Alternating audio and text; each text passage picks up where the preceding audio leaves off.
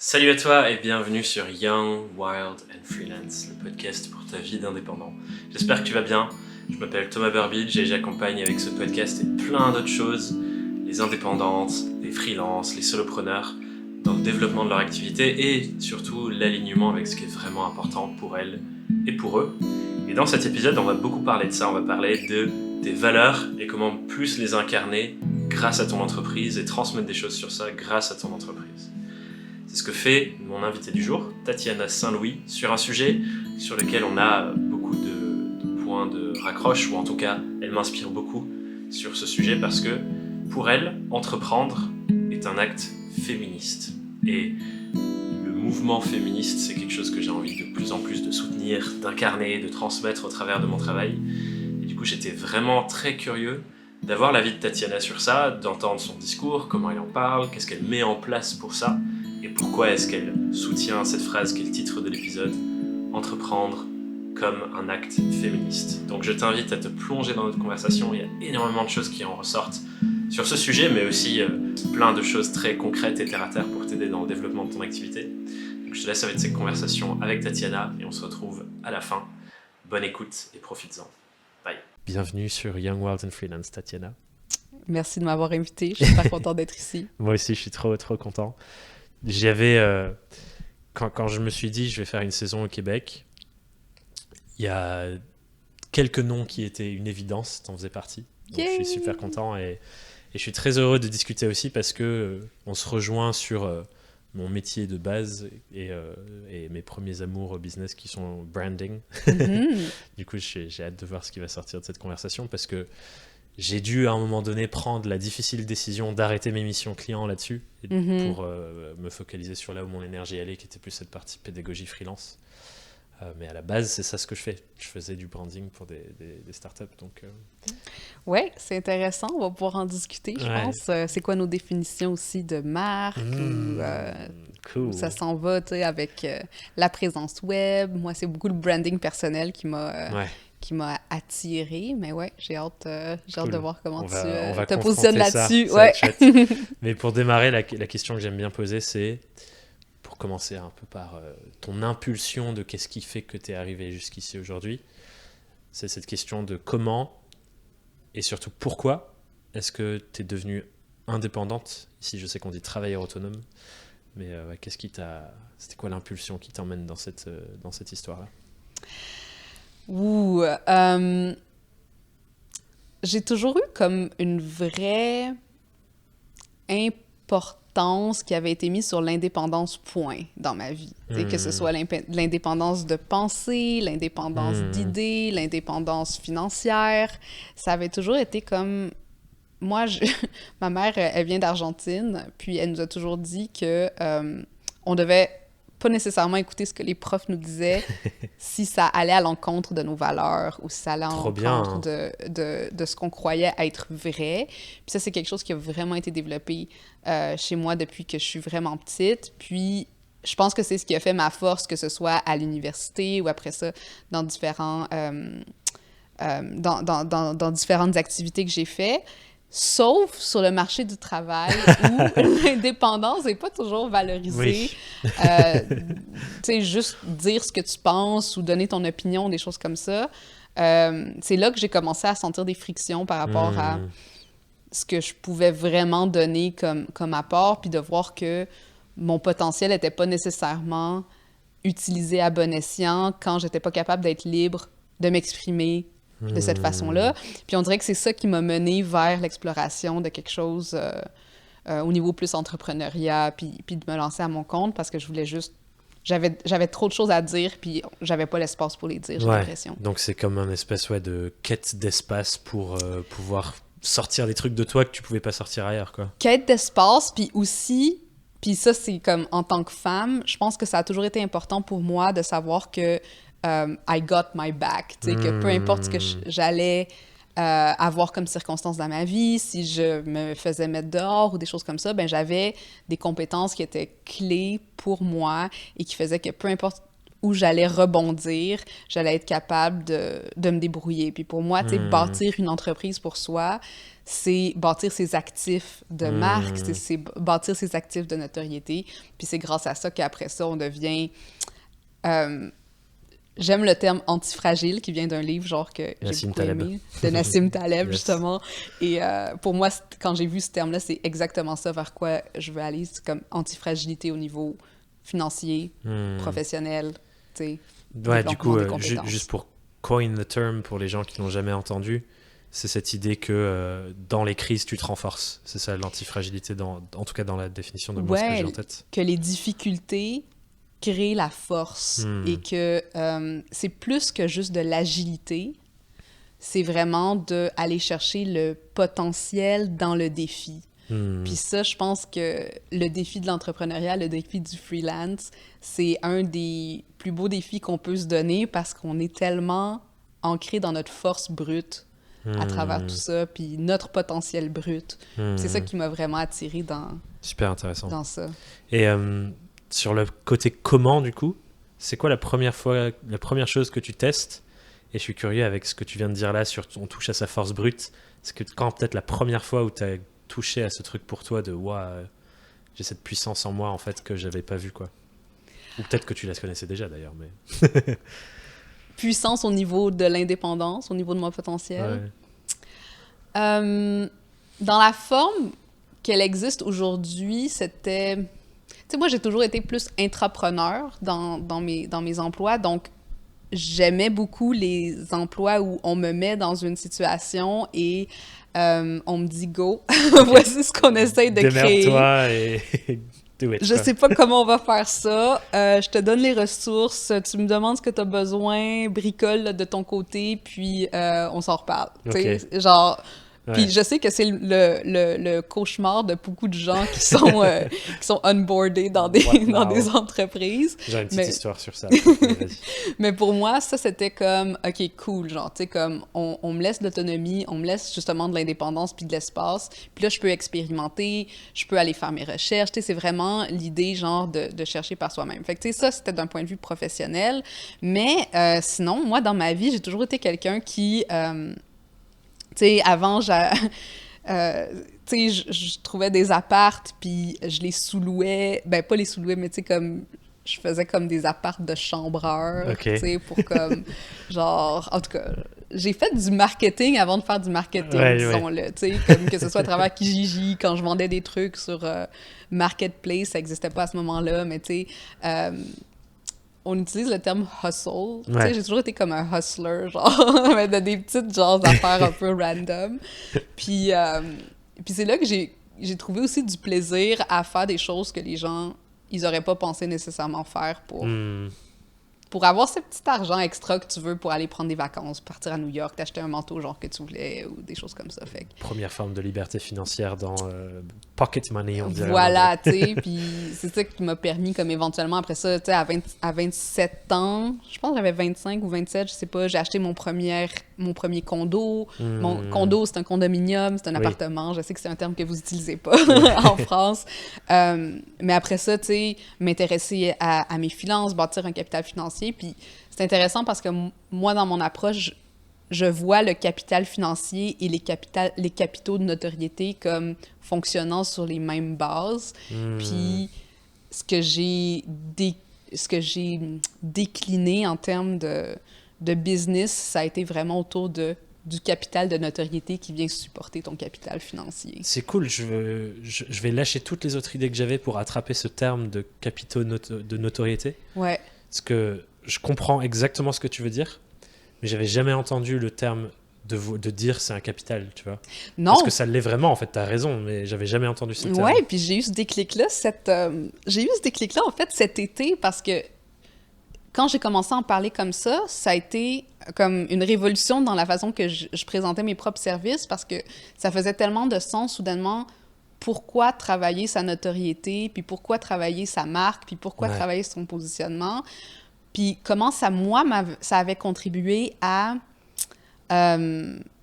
accélérer mon succès quand j'étais prête à me lancer en freelance, parce que j'avais bâti ce capital-là déjà à travers différents projets que j'avais entamés ou des choses comme ça. Fait que, non, c'est vraiment mon approche que j'ai commencé à décrire comme ça. Ouais. Puis, tu sais, même après ça, on peut faire plein de déclinaisons par rapport à tes types d'actifs, tu sais, que tu peux mettre. Puis, tu sais, tu as des actifs qui sont plus antifragiles, justement, plus, tu sais, comme si on pense à l'immobilier, ben, tu sais, ton site web, ton SEO, genre, tu sais, tes contenus qui restent là puis qui vivent plus longtemps, mais qui prennent plus de temps à générer des revenus. Ouais. Tandis que tu as d'autres actifs qui sont plus liquides, comme par exemple, bon, genre... réseaux sociaux, tes ce que réseaux tu fais sociaux, sur Insta. les likes sur Insta, les publications virales ou des choses comme ça qui pourraient, genre, soudainement générer des choses, mais que tu peux perdre C'est pas rapidement. durable. Ouais. Tu sais, que tu perds rapidement. Ouais, super intéressant. Je pense, moi, je fais le lien avec une autre manière d'en parler qui est la même, c'est de parler de marqueurs de crédibilité aussi. Mm-hmm. Et d'aller les chercher, les générer, parce qu'une fois que tu les as, ça reste longtemps. Exactement. Tu vois, par tu les exemple, perds pas. Ouais. avec ce podcast-là qu'on est en train de faire, souvent un chiffre qui peut être intéressant que je sors, c'est de dire qu'il y a plus de 80 heures de contenu sur le freelancing.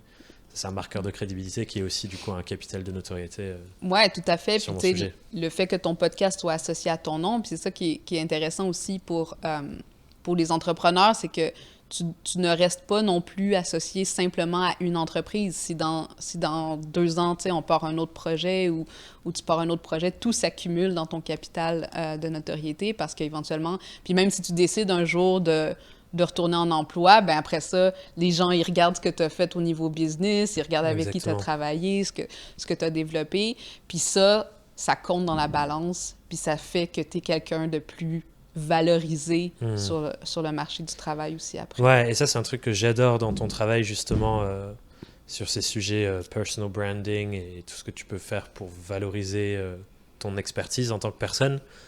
C'est que t'es pas en mode c'est un truc pour les entrepreneurs. En fait, c'est un truc pour tout le monde. Exact. Et d'autant plus en tant que femme, et on viendra sûrement sur ce petit axe de tes engagements et de tes valeurs là-dessus.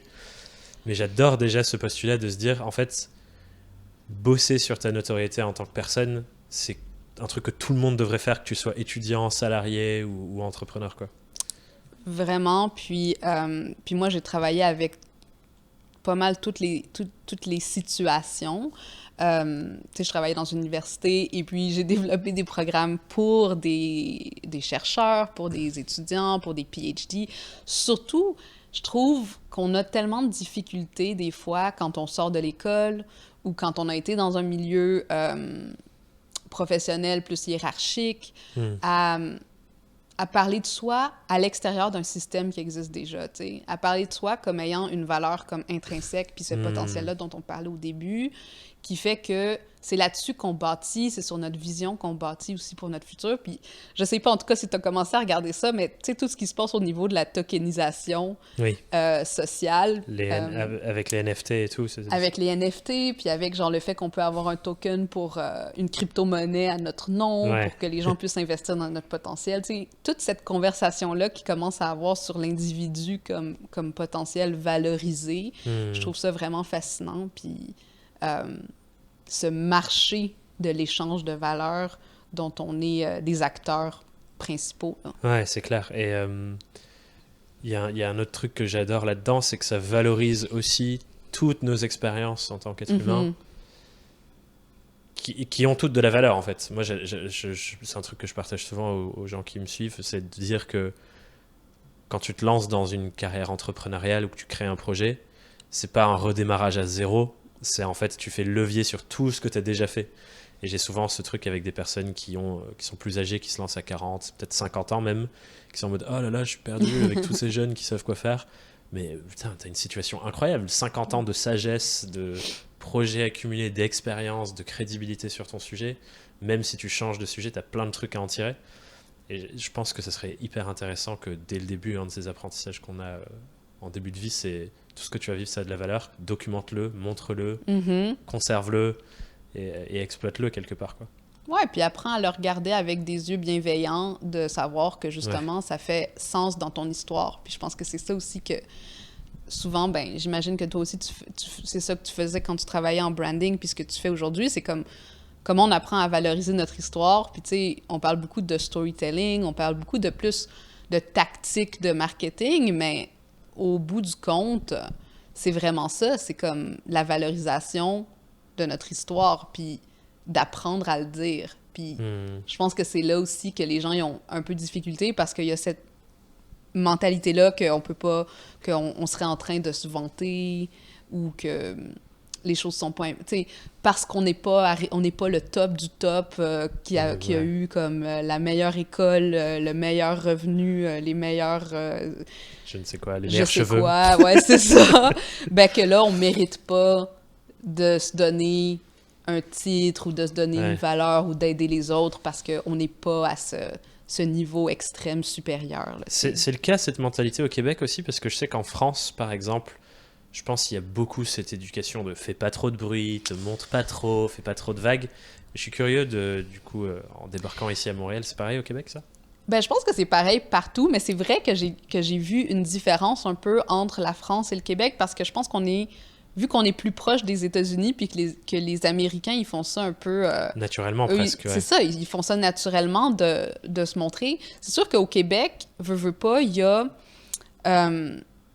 encore toute cette histoire et cette émotion autour de la colonisation, autour genre du français comme étant, tu sais, le français québécois comme étant pas le français académique, tu sais, comme l'accent, etc., etc., puis qu'on est toujours comme un petit peuple, entre guillemets.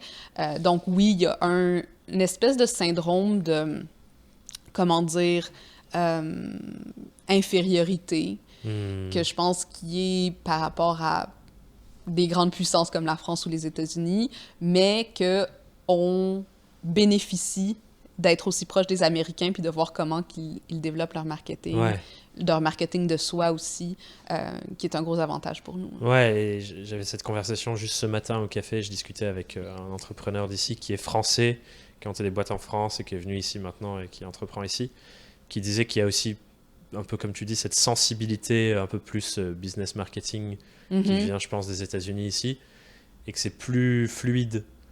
Alors que moi, quand je vois certaines personnes qui suivent mon travail en France, le marketing, c'est le diable, tu vois. Ouais. Du coup, quand on leur dit parle de toi, montre-toi, c'est important de montrer ce que tu es capable de faire et ton histoire et tout, c'est en mode wow, no. Ouais, puis je me demande, tu sais, est-ce que tu penses que c'est parce qu'il y a une plus grande peur de ce que les autres vont dire, ou parce que le jugement est vraiment là, ou parce que, tu sais, moi, ma vision que j'ai de la France, puis tu me diras si c'est vrai ou non, mais c'est que, tu sais, vous avez les grandes écoles, vous avez des concours, vous avez, tu sais, toute cette hiérarchisation-là des systèmes qui fait que t'as le saut ou tu l'as pas. Ouais, ben, c'est aussi ce qu'on se disait ce matin avec cet entrepreneur en question. Il disait qu'ici, il y a beaucoup plus d'égalité, d'horizontalité, que ce soit dans le travail, dans le rapport entre le boss et quelqu'un qui est plus bas dans les équipes, entre guillemets. Et encore même, tu vois, cette hiérarchie de le boss est plus bas dans les équipes, je pense que c'est très français finalement. Et j'ai l'impression que, il disait rien que la CCI ici, donc la Chambre des commerces, la Chambre de commerce franco-canadienne, elle est ultra structurée et il est en mode waouh, j'avais plus l'habitude de voir autant de niveaux hiérarchiques par rapport à des entreprises ici. Donc j'ai l'impression que, effectivement, sans vraiment connaître comment c'est ici, qu'il y a plus ce truc en France de le boss, puis son sous-manager, puis le sous-manager, puis les équipes. Donc ouais, potentiellement. Et effectivement, peut-être que ça crée cette espèce de complexe d'infériorité quelque part où je suis pas au niveau supérieur de l'échelle pour me dire que les gens pourraient potentiellement peut-être s'intéresser à ce que j'ai à raconter et qui suis-je pour, tu vois. Ouais, connais ta place. Ouais. Il y a peut-être un truc comme ça, mais je pense que du coup c'est d'autant plus une opportunité dans le sens où si tu prends la parole, bah il y a plus de place, quoi, tu vois, quelque part. Peut-être c'est le biais à opposer. Il y a plus de place, mais ça montre aux gens que c'est possible aussi. Puis je pense que c'est ça la grande révolution du web. Oui, en fait, je vais le dire comme ça. Je pense que c'est ça la grande révolution du web, de montrer que cet espace du web est libre à être pris par n'importe qui.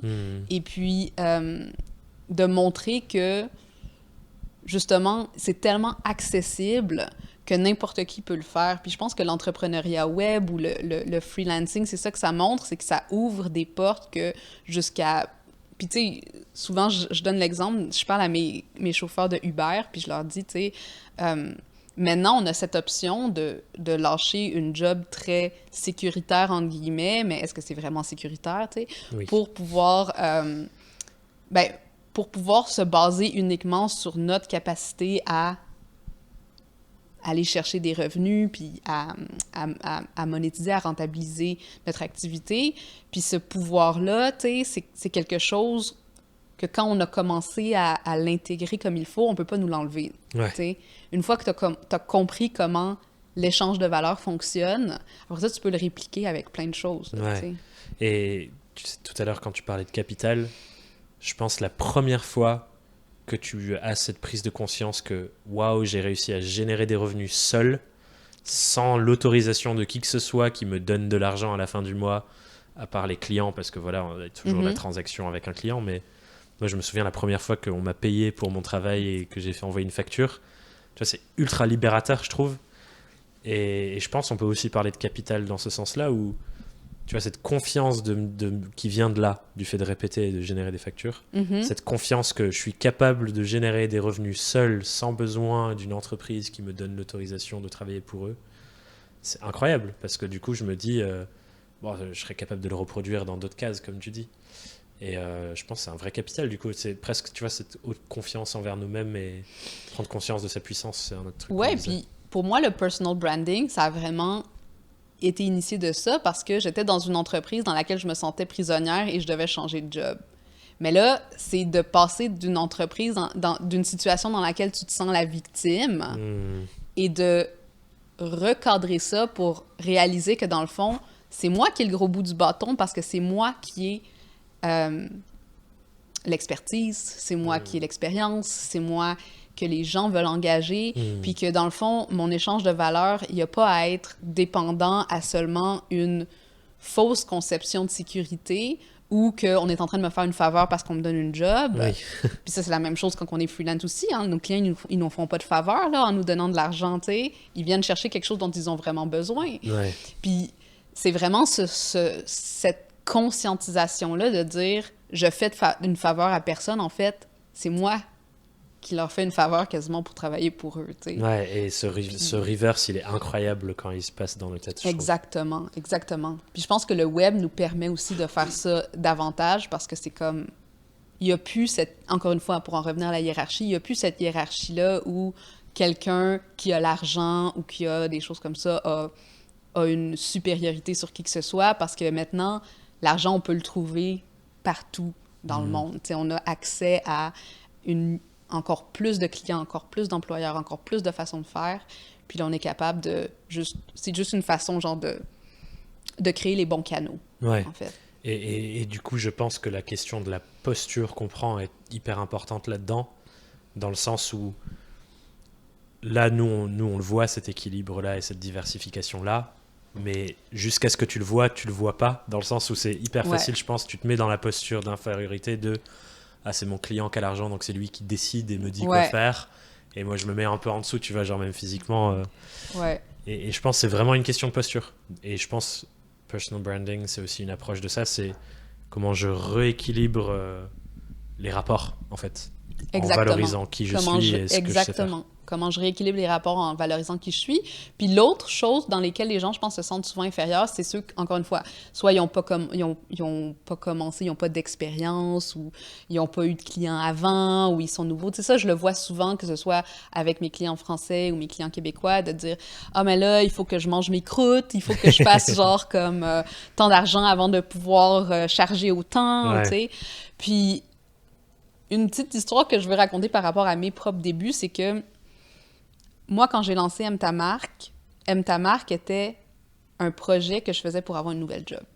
Donc, j'ai commencé à construire moi-même mon expertise à travers ce projet d'entreprise qui est devenu maintenant mon gagne-pain principal. Et c'est ce qui m'a permis de doubler mon salaire en l'espace de genre 6 mois, là. Tu sais, comme de trouver un Incroyable. emploi 2 fois plus payé, même nombre d'heures, syndiqué, toutes les conditions que je pouvais chercher. Parce que j'avais juste pris un moment de ma vie, puis je me suis dit, bon, qu'est-ce que mon public cherche, dans le sens mon employeur idéal recherche, Génial. puis comment je peux lui montrer que j'ai ces compétences-là. Puis si j'en ai pas qui me manquent, comment je vais les développer rapidement, donner 2-3 preuves, montrer que je suis capable de bâtir un site, que je suis capable d'écrire des articles de blog en anglais, en français, que je suis capable de promouvoir mon site envers d'autres. Puis là, c'est toujours de se dire, tu sais, comme, bon, qu'est-ce qu'on a besoin de moi, puis comment je vais le montrer. Puis dans le fond, tu sais, si j'avais à résumer c'est quoi le marketing, c'est ça que... Ouais. ça serait vraiment comme le plus simple des Basic simples, tu sais. definition, ouais. C'est trop bien. Enfin, ce que j'allais embrayer sur... c'est quoi pour toi, genre, les premiers pas pour commencer à valoriser notre image et tout, mais ça, c'est un super exemple. Et je trouve ça... Tu sais, ça recadre tellement ce truc de personal branding que là, tu dises, j'ai lancé ma boîte parce que je voulais un meilleur job. Tu vois, c'est fou, c'est pas un truc que les gens disent, quoi. Non, tu sais, puis ça avait fonctionné. Puis après ça, cette histoire à propos de ma job a valorisé mon entreprise parce que là, je pouvais montrer aux gens, voici comment faire ton personal brand, que ce soit... Parce qu'au début, c'est ça, tu sais, MDamark, c'était plus axé pour les gens en emploi, tu sais, pour dire comme, bon... comment faire des entrevues au téléphone, tu sais, comme comment écrire des blogs, genre utiliser développer ta carrière, quoi. Ces outils-là, mais on s'entend que quand on est un agent libre, un agent indépendant, même si on est un employé, puis si on a cette mentalité-là, on sait que on est toujours en train de regarder peut-être c'est quoi notre prochaine étape, c'est quoi le prochain échelon qu'on veut monter, puis pour y arriver, ben on est obligé de se projeter dans une version de soi-même qu'on n'est pas encore. Puis je pense que c'est ça aussi le personal branding, c'est de dire, tu sais, tandis que je me projette dans cette version future de moi, qu'est-ce que je suis en train de développer en même temps? Parce que on n'a pas des... Tu sais, les gens pensent que... Puis je sais qu'ils savent que c'est pas vrai, mais, mais quand les même. gens pensent qu'on passe de point A à point B, mais Comme ils ça. oublient le chemin. Ils oublient le chemin que ça prend pour se rendre là. Puis pendant qu'on est dans le chemin, on peut dire qu'on est au point A, mais on peut aussi dire qu'on est rendu au point B. T'sais, on n'est pas obligé de dire qu'on est je suis entre A et B à telle distance de ma destination. T'sais, c'est vraiment comme je suis en devenir sur le point B. Genre, j'ai juste besoin de telle petites affaires pour y arriver. Là, Et du coup, je trouve que c'est une super réflexion bien concrète pour ceux qui nous écoutent aussi de se dire c'est quoi la prochaine marche que je veux gravir, peu importe ce sur quoi je travaille en ce moment et la forme dans laquelle c'est, que ce soit salarié ou pas, ou indépendant entrepreneur ou pas, et de quoi j'ai besoin, sur quoi je peux bosser ou que je peux valoriser pour aller vers là. Je trouve que c'est déjà une super réflexion très très concrète. Et tu vois, moi par exemple, si j'essaye d'adapter ça pour moi, avec ce que je fais ici avec le podcast et ma conversation de ce matin avec la personne dont je parlais tout à l'heure, moi je suis en réflexion sur, tiens, j'ai envie de venir toucher un nouveau public au Québec. Et du coup, une des premières réflexions, c'est ok, va au Québec, quoi. Parce que sinon, tu vas pas le faire. Donc, me voici en train de faire ce podcast, discuter avec les sommités de l'entrepreneuriat québécois. et c'est un premier pas. Et du coup, ça m'immerge à l'intérieur. Et voilà, mon histoire se rapproche de là. Je découvre que j'adore être ici. J'adore... voilà, je me sens trop bien ici depuis une semaine. Donc, ça nourrit aussi ces réflexions. Et c'était pas dans ce sens. Et j'attends pas l'autorisation de j'ai un client là-bas, du coup je vais y aller. Je vais aller le provoquer, je vais intégrer ça à mon histoire personnelle. C'est ça, puis je pense que si tu l'as vraiment bien dit, c'est intégrer à son histoire personnelle au lieu de se dire mais mon histoire m'a pas permis de faire ça dans le passé, donc je ne suis pas cette personne qui est capable de le faire dans le futur. T'sais. Ouais, grave. Puis je pense que c'est ça aussi quand on est dans le personal branding, t'sais, puis encore pour en revenir avec cette notion. Je sais pas si on va appeler ça de l'humilité ou de la fausse modestie aussi, de dire je suis qui, moi, pour parler de telle chose, c'est de dire, justement, comme ton histoire t'a amené de certaines façons à être ici aujourd'hui et ton désir va t'amener à être quelque part ailleurs d'ici là, mais les deux sont aussi importants les uns que les autres, comme ton histoire te définit pas, ton désir te définit pas, mais les deux ensemble te définissent. Ouais. Et il y a une autre métaphore qui me vient, qui est de dire, souvent on peut se dire on est le héros de notre propre film, mais en fait, on veut pas être le héros, on veut être le réalisateur, la personne qui écrit le script. Voilà. plutôt que le héros du roman, on va être Exact. l'auteur. Exact. Et quand t'es l'auteur, là, tu peux effectivement faire changer l'histoire, mais quand t'es le héros, c'est comme si un truc extérieur qui dicte ce qui se passe, en fait. C'est ça. Et j'aime bien cette métaphore pour dire, du coup, ce truc de ok, tu veux que ça aille dans ce sens, bah vas-y, écris-le, quoi. Qu'est-ce qui va se passer pour que tu ailles dans ce sens? Ouais, donne-toi la possibilité. Donne-toi la possibilité. Ouais. Et peut-être pour évoluer, du coup, tu disais tout à l'heure que pour toi, ça a commencé par aider des personnes dans des postes à acquérir le prochain poste et un peu de développement de carrière. Pour arriver sur la forme que ça prend aujourd'hui, quand je faisais mon petit travail de recherche sur toi, je suis retombé sur une interview que tu as fait en 2018 et il y a une phrase qui m'est apparue un peu claire sur ce truc de valoriser nos compétences, personal branding, etc. Et je l'ai noté ici parce que je voulais te la redire pour qu'on parte de ça. Tu disais « La valorisation que les femmes font d'elles-mêmes est difficile. Et je pense que ça, c'est aussi un obstacle à bien bosser son personal branding. Du coup, je voulais juste poser cette phrase et voir où tu pars avec ça.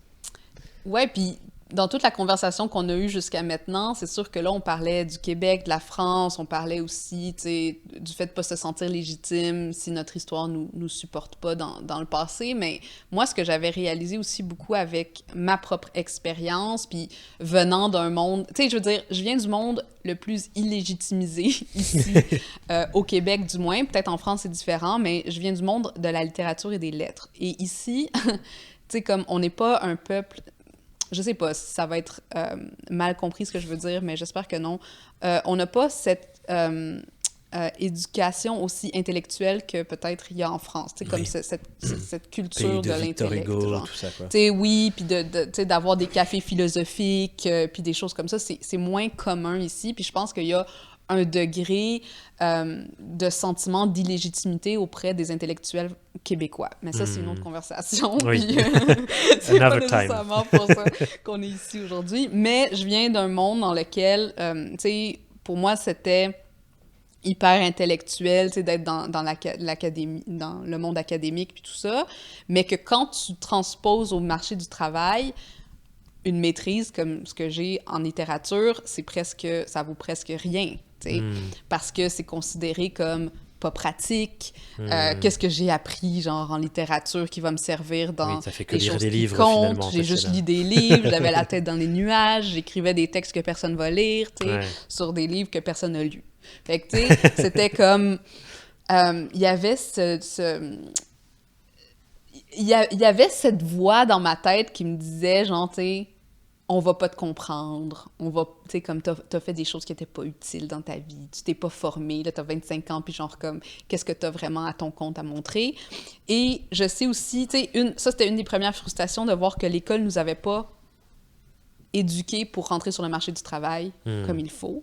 Après toutes les années d'université que j'ai faites, j'étais comme, bon, maintenant, Merci. comment je me trouve une job ou comment je fais pour valoriser ce diplôme-là que je viens d'avoir.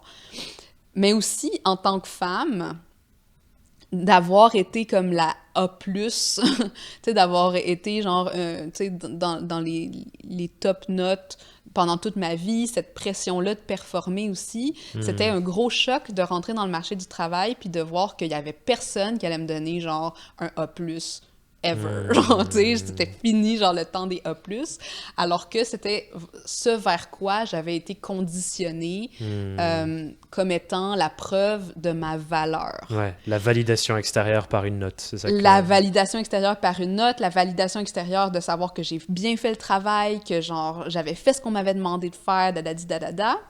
Puis ça, je pense que c'est une caractéristique que les femmes vivent vraiment beaucoup et qui est supportée par la façon dont l'école est construite, et qui, à quelque part, les déstabilise quand elles arrivent dans un contexte professionnel et surtout dans un contexte indépendant dans lequel il n'y a plus personne qui va te dire que tu fais bien les choses. T'sais. Et c'est là-dedans que j'ai commencé à vraiment réfléchir à tout ce qui venait avec les conditionnements des femmes, tu sais, comme le sentiment de l'imposteur, le syndrome de la bonne élève, l'idée, genre, que, tu sais, ce perfectionnisme-là qu'on semble avoir aussi qui nous amène à nous bloquer, l'inconfort à parler d'argent, à donner des prix. sur nos services, tu sais, à négocier. Puis tout ça que je commençais à lire à propos de ça, tu sais, je voyais à quel point c'était, oui, le plafond de verre dont tout le monde parle, mais aussi une opportunité, grâce au web, justement, d'aller chercher des outils pour, pour réapprendre à parler de notre valeur ou réapprendre à se valider soi-même à travers le travail qu'on fait dans l'entrepreneuriat ou dans le personal branding. Parce que, veux pas, le personal branding, c'est re-raconter notre histoire, réécrire notre histoire dans un sens qui nous plaît.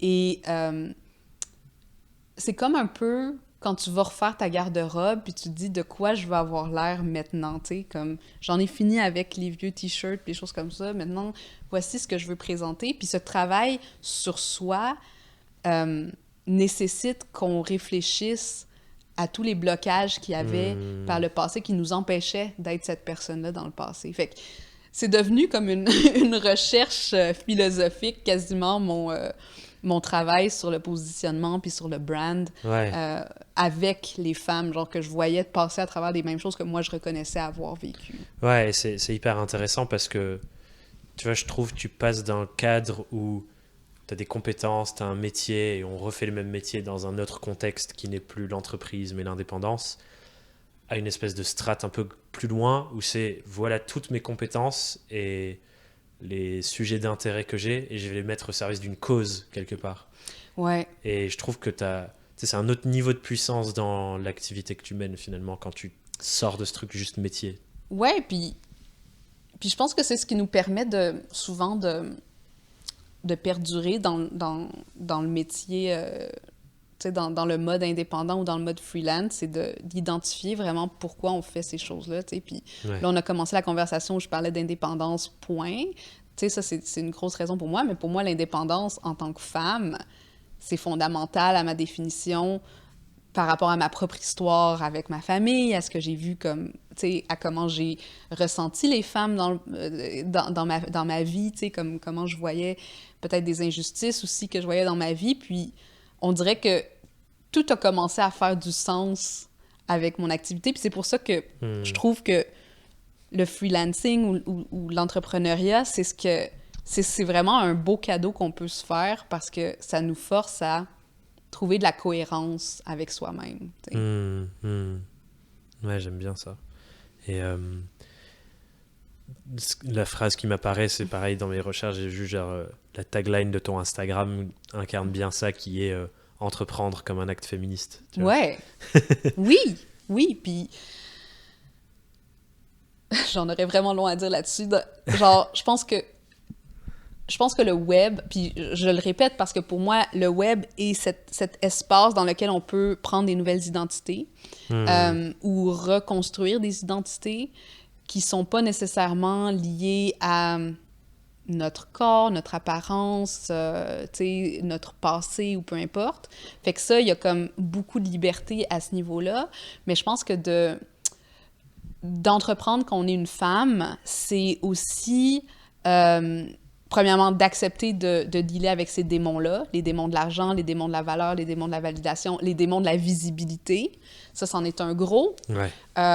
Puis c'en est un gros avec lequel beaucoup de gens ont beaucoup de difficultés. Puis je pense probablement que tu dois le vivre à un certain niveau aussi, mais tu sais, cette peur de dire encore une fois comme « et si je me montre, qu'est-ce qui va arriver? Tu sais, qu'est-ce que les gens vont dire de moi? » etc. Mais aussi que de outrepasser ces démons-là quand on est une femme, ça montre, encore une fois, des espaces de possibilités. Ça permet de redéfinir les façons dont on travaille, les façons dont on gère nos équipes, les façons dont on vit dans notre famille, parce que, tu sais, juste devenir freelance, accepter de travailler de chez soi, ça peut vouloir aussi dire, ben moi, je travaille juste 5 heures par jour, puis le reste du temps, je le prends avec mes enfants, ou le reste du temps, je m'en occupe pour faire d'autres choses. Fait que, tu sais, tout ce qui découle après ça de ce choix-là, c'est des changements de paradigme qu'on peut faire au niveau très micro, mais aussi macro, je pense. Ouais, dans tout l'ensemble de à quoi ça ressemble ma vie et mon quotidien, quoi. Ouais. Et, mais ce qui est trop intéressant là-dessus, c'est qu'effectivement, et j'ai envie, je me dis, c'est cool qu'on arrive sur cette conversation, j'ai envie qu'on ait cette conversation, parce que oui, il y a cette apparente liberté incroyable quand on est freelance et qu'on se dit, je peux tout redessiner, Ouais. et en même temps, et tu vas peut-être mieux en parler que moi avec tes recherches sur ce sujet dans l'angle féministe, mais il y a aussi des structures, j'allais dire structures structurelles, c'est un peu de la répétition, mais il y a une sorte il y a des forces structurelles dans le monde dans lequel on habite, dans les interactions qu'il y a, qui font que peut-être certains ont plus de liberté que d'autres. Tout à fait. Et c'est pour ça, moi j'aimerais bien qu'on ait cette conversation-là, peut-être sur ce que tu as vu toi. Tu vois, par exemple, tu dis de l'organisation de la journée.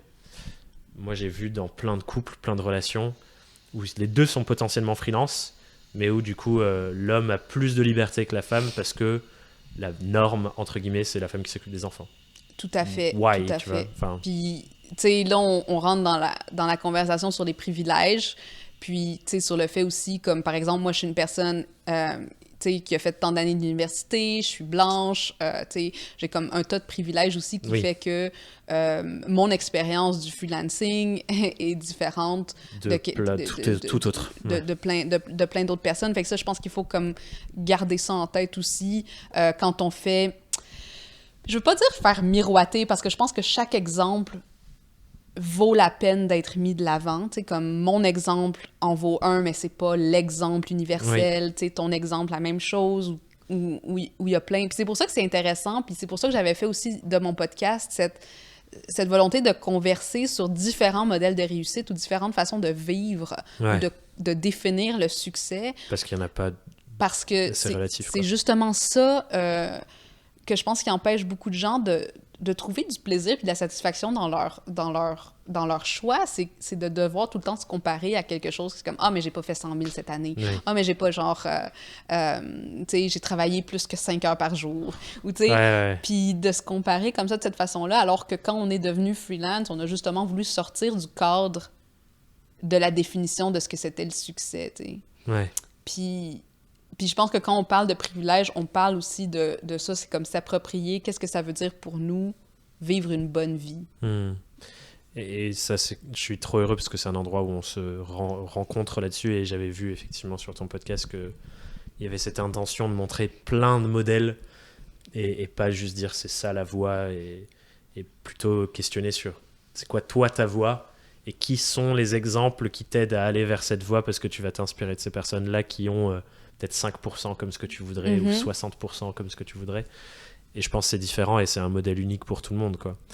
Ouais. Tout en prenant en compte, effectivement, qu'on part pas tous et toutes du même endroit. Et voilà, c'est le monde dans lequel on vit, qu'on part pas tous et toutes du même endroit, et c'est OK. Ouais. Mais qu'on peut être vigilant à ça. Et moi aussi, c'est important pour moi, en tant que créateur de contenu, de valoriser ça. D'ailleurs, j'essaye toujours d'avoir pas un équilibre, mais un déséquilibre sur le podcast, avec plus de personnes femmes qui viennent intervenir.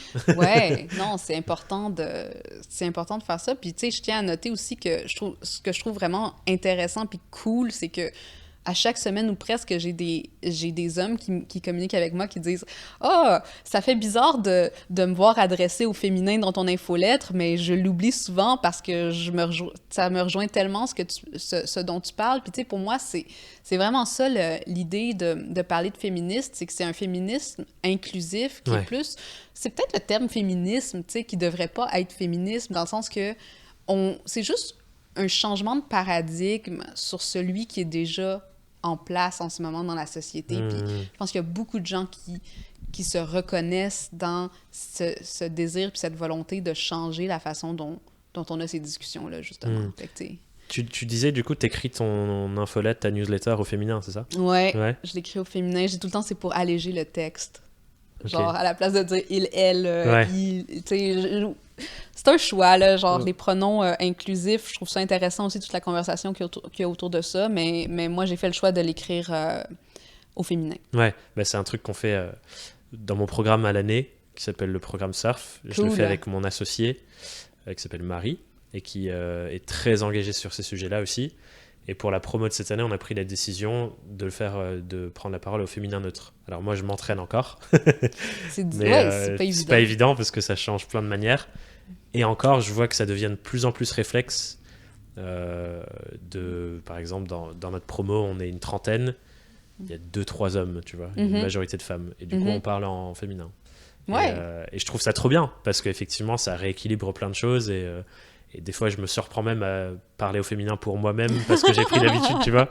Et c'est nouveau. Mais en vrai, j'aime beaucoup. C'est trop bien, je trouve, de déconstruire ça aussi dans le langage. Oui. En train de lire Bourdieu et Judith Butler en ce moment, fait que c'est en plein dans la déconstruction du langage. Mais ce qui est intéressant aussi, c'est que c'est un choix de positionnement qui exclut aussi les gens qui sont pas dans ta communauté. Parce que j'ai eu une expérience qui était un peu... Ben, c'était pas drôle, mais c'était intéressant. C'était que j'avais écrit justement une offre d'emploi au féminin et un homme avait appliqué. Ben, il voulait pas appliquer, il voulait voir l'offre d'emploi. Et après ça, il s'est dit d'être choqué parce que c'était au féminin. Puis que, tu sais, là, il a comme laissé aller son monologue intérieur qui disait féministe frustré, qui veut avoir le contrôle, nanana, sans même que je lui demande, tu sais. Puis là, j'étais comme, c'est super intéressant comment juste un choix de posture comme ça peut aller chercher chez quelqu'un ces réactions-là viscérales qui, à moi, me donnent simplement comme information que on peut pas travailler ensemble, tu sais. C'est bon, c'est un filtre naturel, mais c'est le genre de choses que je veux encourager les gens aussi à faire, de dire, tu sais, si vous avez des valeurs, si vous avez des visions sur le monde, de ne pas avoir peur de les mettre de l'avant parce que ça va aller chercher les bonnes personnes et rejeter les mauvaises personnes. Au lieu de vouloir dire, mais est-ce que c'est mieux de parler au-dessus ou au vous? Est-ce que c'est mieux de c'est tellement la question, quoi. On s'en fout, là. Choisis celui avec lequel t'es bien, puis les gens qui aiment, ils vont venir, puis les gens qui aiment pas... Ouais, et ça j'aime trop ce truc-là, parce qu'effectivement, souvent, on cherche c'est quoi la bonne manière, en essayant de, tu sais, se tortiller dans le cadre, et en fait, moi, j'aime bien souvent retourner le truc, c'est, OK, il y a toujours des gens à qui ça va déplaire, quoi qu'il arrive, quoi que tu fasses.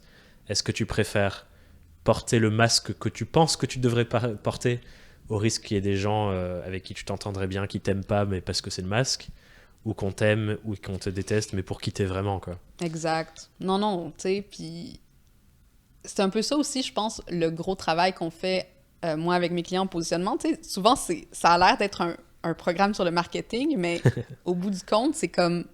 Est-ce que tu peux plus assumer qui t'es? Qui t'es, ouais.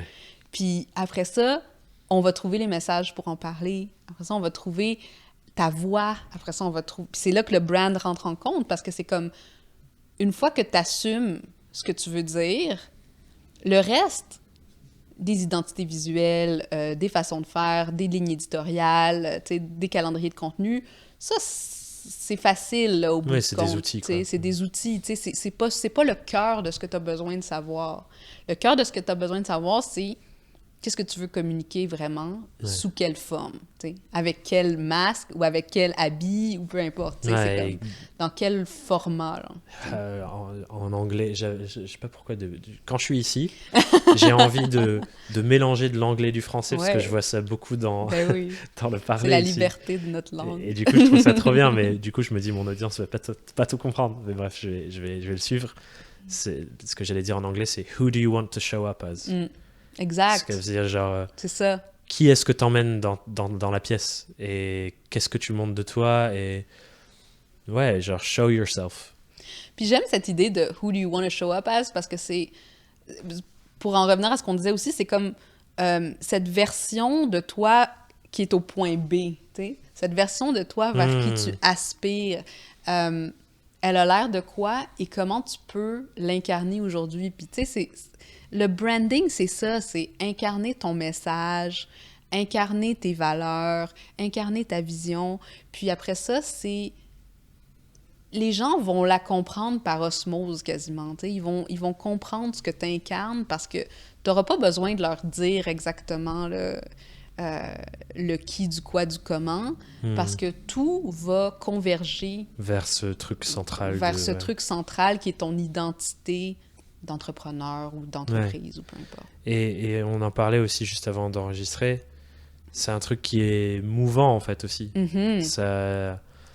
ça t'accompagne dans ta réflexion. Et je pense que ça, c'est une peur qu'on peut avoir aussi sur ce truc, c'est si je le fige, c'est figé, quoi. Ça y est, si j'ai mis ça sur mon site en mode voilà ce que je défends, it will never change. Non, Alors que c'est si, ça. en fait, Non, ça change c'est tout le ça, temps. c'est ça. Ça change tout le temps, puis c'est ça la beauté, dans le fond, de la liberté qu'on s'est offert Ouais. en tant qu'indépendant, c'est que on s'est donné la liberté de pouvoir changer. Ouais, tant c'est qu'on clair. Et en fait, au-delà de dire que ça change tout le temps, je pense que ça se précise, en fait. veut. Ouais, Et tout qu'on à a fait. besoin parfois d'assumer, ok, un truc, ce qui nous permet de nous rendre compte, ah, en fait, c'est cette nuance un peu plus spécifique là qui en ressort, et qu'au fur et à mesure, on va toucher de manière plus précise.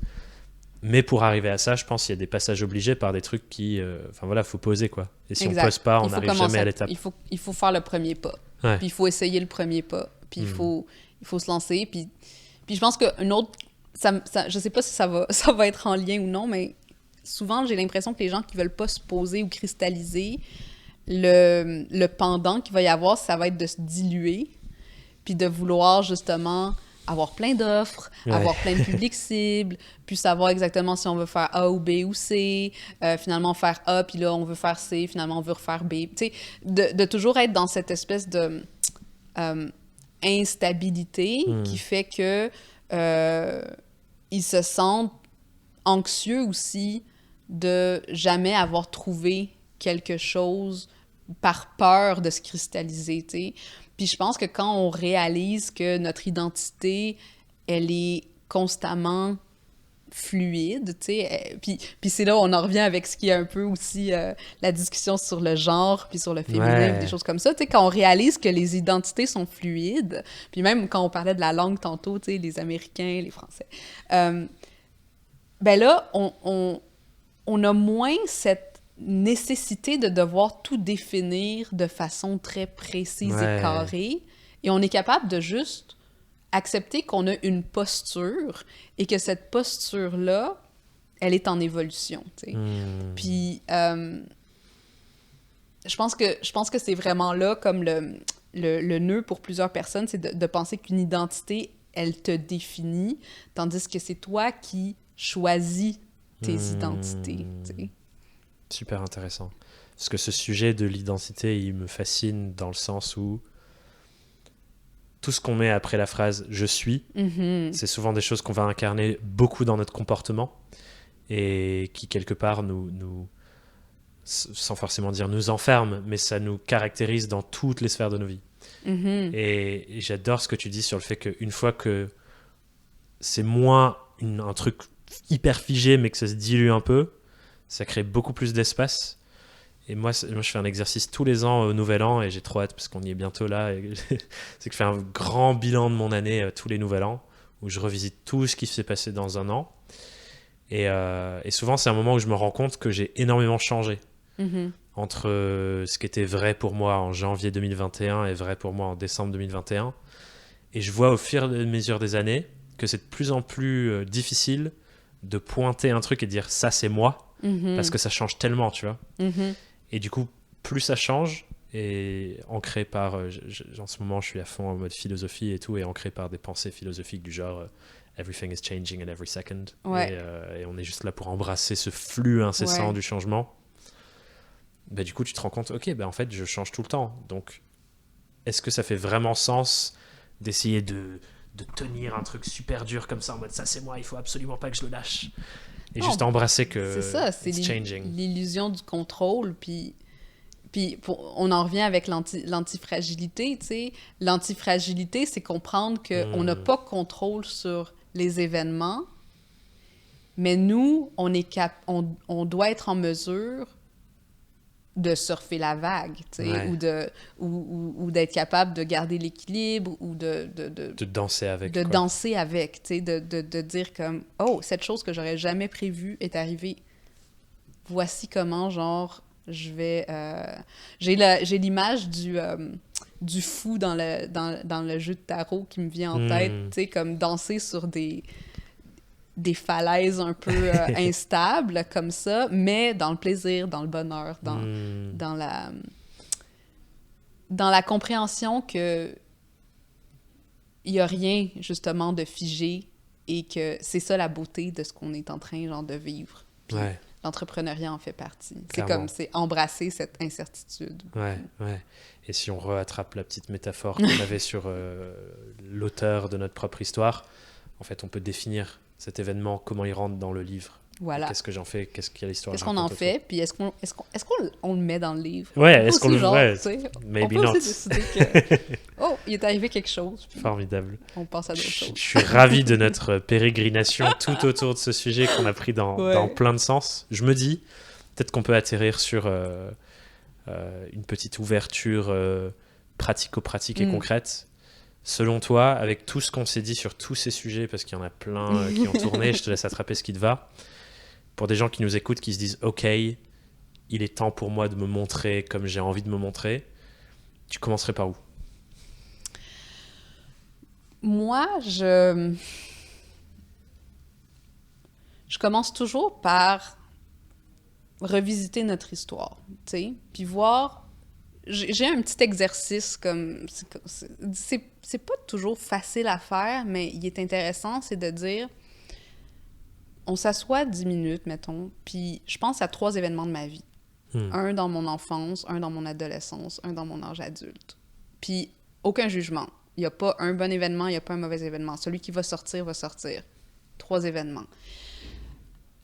Ça a été quoi mon sentiment à ce moment-là? Puis ça a été quoi? Comment je l'ai transformé en leçon qui m'a défini? T'sais. Et est-ce qu'il y a un lien entre ces 3 choses?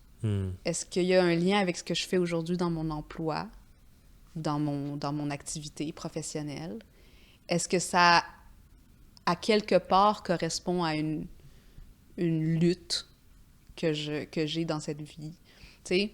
Fait que de juste revoir notre histoire puis voir comment on a compris certains... ces moments fondateurs de notre histoire qui font que... Comment est-ce que je peux les lier aujourd'hui à ce que je fais? Ouais. Et peut-être du coup partir de... Je vais communiquer là-dessus. Ouais. Quelque part. Je vais communiquer là-dessus, ou du moins, je vais accepter ça. Je vais accepter que ça fait partie. Puis des fois, on dit comme « Oh non, mais moi, je suis designer graphique parce que j'aimais ça, genre les arts à l'école, tu sais. Mais si on y pense 2 secondes, tu sais, il y a peut-être quelque chose d'encore plus profond, tu sais. Est-ce que c'est lié avec le sentiment que tu ressentais quand t'es allé pour la première fois au musée, puis t'as vu une œuvre qui t'a chamboulé, tu sais. Puis pour toi, il y avait une beauté, genre, comme tu croyais pas que qu'un humain pouvait faire ça. Tu sais, je sais pas, tu sais. Ouais. Est-ce que le dessin, c'était comme quelque chose que tu faisais dans le plaisir avec, genre, tes frères et sœurs, tu sais. Des fois, on oublie de penser à la notion plus grandiose que nos activités qui ont l'air très... Tu sais, là, on fait un podcast, OK, Youpi. on fait du... Tu sais, mais elles ont un sens pour nous et pour le monde. Puis je pense que juste reconnecter avec ça, c'est une première bonne étape pour se relégitimiser dans notre message. Puis après ça, bon, plus pratico-pratique, tu sais, voir est-ce qu'il y a un lien avec une histoire que vous pourriez raconter par rapport à ça, par rapport à ce que vous faites aujourd'hui. Ouais, sur nos fondations en tant que personne qui agit dans le monde, en fait. Sur le lien entre le pourquoi votre activité en ce moment fait du sens dans la grande histoire de qui vous êtes. Trop cool. J'ai plein d'idées qui me viennent pour moi. Donc, très chouette. Je pourrais te les partager après, peut-être. Ouais. Trop cool. On va arriver du coup sur les petites questions rituelles de fin de discussion. Et la première, c'est si tu étais face à Tatiana à son tout premier jour sur cette voie de l'indépendance, c'est quoi le conseil que tu lui donnerais avec toute l'expérience que tu as acquise depuis? Ouh, ça fait longtemps que j'ai pas posé cette question-là. Ce que je lui donnerais comme conseil, c'est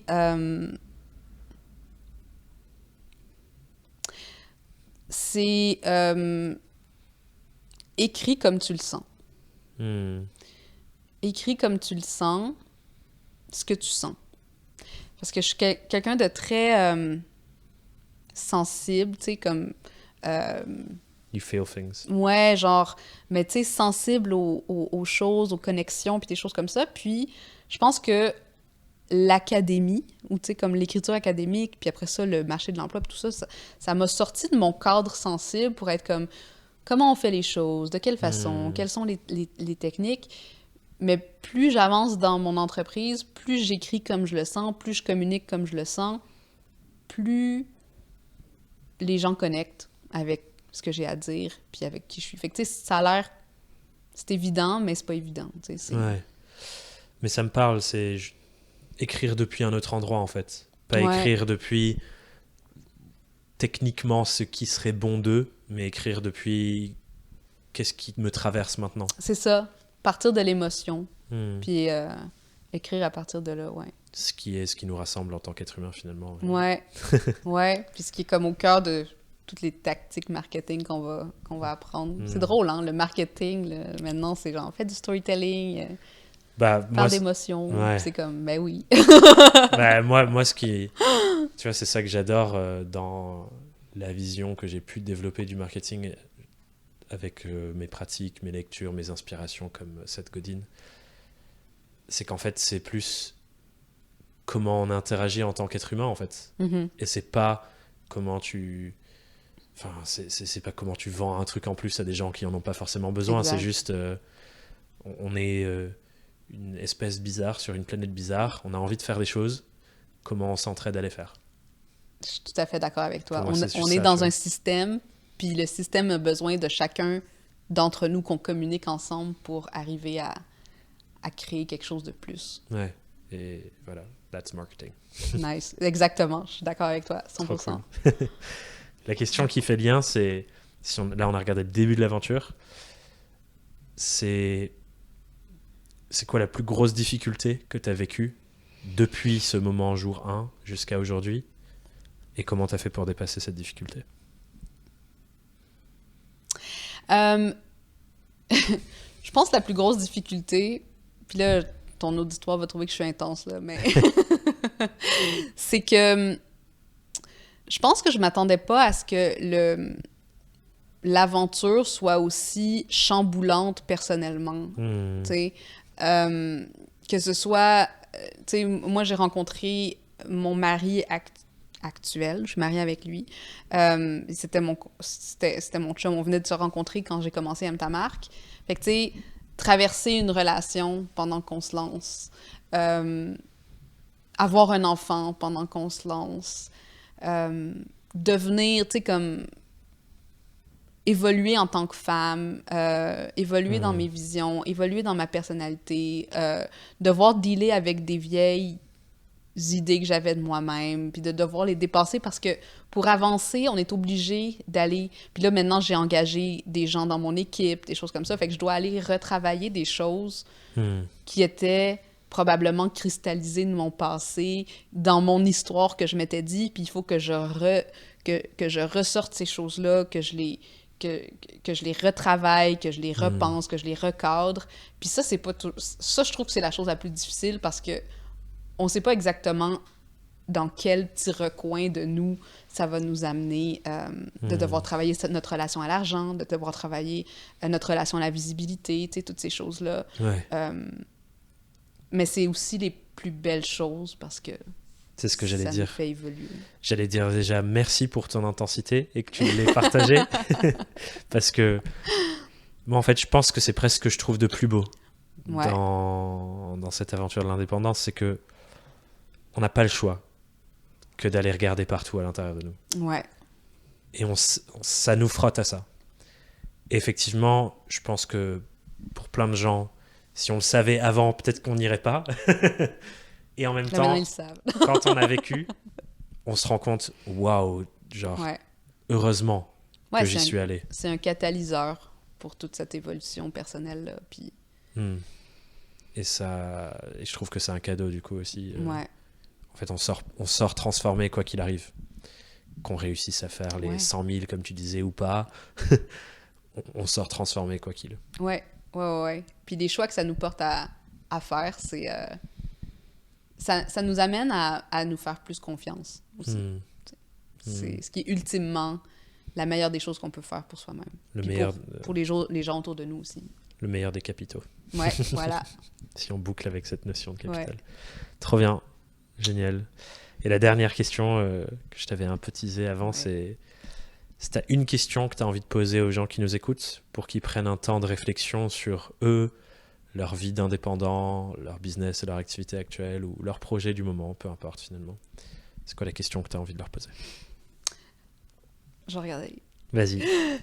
Je pense que je vais vous amener à réfléchir à votre fameux why de Simon Sinek, si vous avez lu ce livre-là naturellement, à savoir si vous deviez réfléchir à pourquoi vous êtes là aujourd'hui, qu'est-ce qui ressortirait?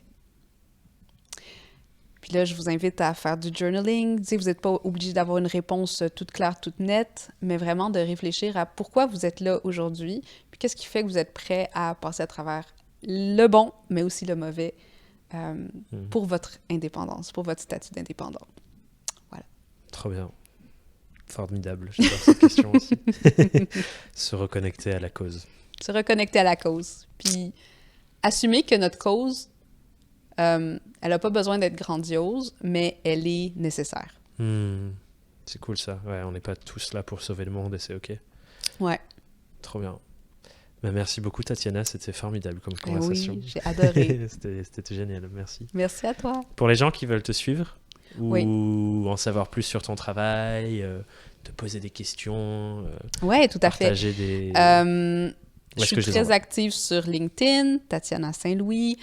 Sur Instagram, c'est plus des petites stories quand ça me tente. Sinon, mon site mtamarque.com. J'ai mon podcast L'ambition au féminin. Et mon programme Money Brand, que vous pouvez trouver sur mon site mtamarque.com ou moneybrand.co. Awesome. Merci beaucoup. Merci. Ciao. J'espère sincèrement que cette vidéo et cette conversation t'a plu. Si tu as envie de retrouver tous les autres échanges de cette saison du podcast, je t'invite à t'abonner à cette chaîne, mettre un pouce bleu, partager ce que tu retiens de cette conversation dans les commentaires. J'ai très envie de savoir qu'est-ce que tu as appris de l'expérience de cette personne, qu'est-ce que tu retiens pour toi.